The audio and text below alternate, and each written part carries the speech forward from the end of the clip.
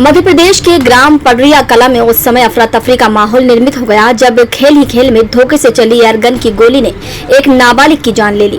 दरअसल क्या है पूरा वाकया, ये जानने के लिए आइए चलते हैं मध्य प्रदेश के रायसेन जिले के पडरिया गांव के बमहोरी थाना क्षेत्र में, जहां पर ये पूरी वारदात हुई है। बरेली निवासी जसवंत धाकड़ का खेत ग्राम पडरिया में है। खेत में ही मकान बना हुआ था। नीचे मृतक युवक का परिवार और ऊपर 2 अन्य मजदूर रहते थे। इसी दौरान 2 युवकों के पास नाबालिग युवक पहुंचा था। उसी दौरान उस कमरे में एयरगन रखी हुई थी। उसको लेकर तीनों युवक आपस में मौज मस्ती कर रहे थे। उसी बीच एयरगन से गोली चल गई और नाबालिग युवक को लग गई, जिसमें नाबालिग युवक बुरी तरह से जख्मी हो गया है, जिसे हॉस्पिटल ले जाया गया। यहाँ पर डॉक्टर ने बच्चे को मृत घोषित कर दिया। उधर मृतक के परिवार का आरोप है कि उसके बेटे की हत्या की गई है। वहीं एडिशनल एसपी अमृत मीणा का कहना है कि तीनों युवक आपस में हंसी मजाक झूमा झटकी कर रहे थे, जहां एयरगन चल गई, जिससे नाबालिग की मौत हो गई है। घटना के बाद पुलिस ने मामला दर्ज कर दोनों आरोपी सहित एक अन्य आरोपी को खेत मालिक के रिश्तेदार को भी गिरफ्तार कर लिया है। शिवानी, ये घटना कैसे हुई?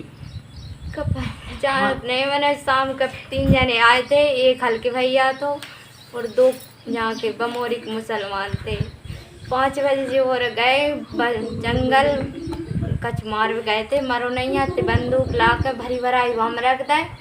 तभी 2 जने और थे, आशीष और इतने डेरी में और छोटू, जिनने हमारे भैया बुला के ले गए और धांध के मारेंगे। हल्के भैया ने मरवा है वो। किसने मरवाया? हल्के भैया ने। कल हल्के भैया कौन है? ये बाबू जी दुकान है, बाबूजी दुकान है।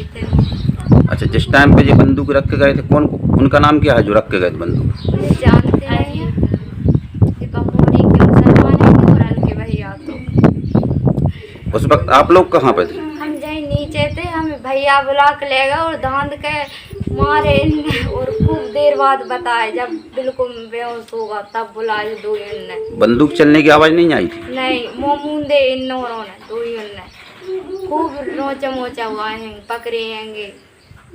बजे यशवंत धाकड़ के खेत पर 4 व्यक्ति मौजूद थे, जिसमें मृतक रोहित और उसके 3 साथी आशीष, कृष्णपाल और छोटू, ये सब उसी खेत पर काम करते हैं। रात्रि 12 बजे के आसपास ये लोग एक एयरगन से मस्ती कर रहे थे। आपस में फोटोग्राफी चल रही थी। इसी बीच में छीना झपटी में एयरगन चल गई, जिससे रोहित के पेट में छर्रे लगे। उसे परिजन अस्पताल ले गए। डॉक्टर ने उसे मृत घोषित कर दिया। जब इसकी सूचना पुलिस को लगी तो रात में ही पुलिस ने घटनास्थल का विजिट किया। वहां एयरगन भी पाई गई और ये तीनों उसके साथी भी पाए गए। जब इनसे घटना के बारे में पूछताछ की गई तो उनका ये कहना था कि आपस में मस्ती कर रहे थे, इसी बीच में एयरगन चल गई और उसके कारण रोहित की मौत हो गई। ये तीनों आरोपी बालिग हैं। पूछताछ पर उन्होंने अपना जुर्म स्वीकार कर लिया।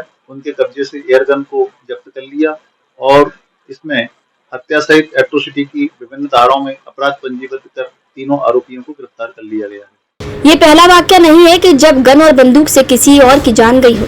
इससे पहले कई मर्तबा देश के अन्य राज्यों ने नाबालिग लड़कों की तरफ से एयरगन से खेलकर अपनी जान तक गंवा चुके हैं। ऐसे में सबसे बड़ा सवाल ये उठता है कि आखिर इसके लिए जिम्मेदार कौन है। डेस्क रिपोर्ट, मुंबई महानगर।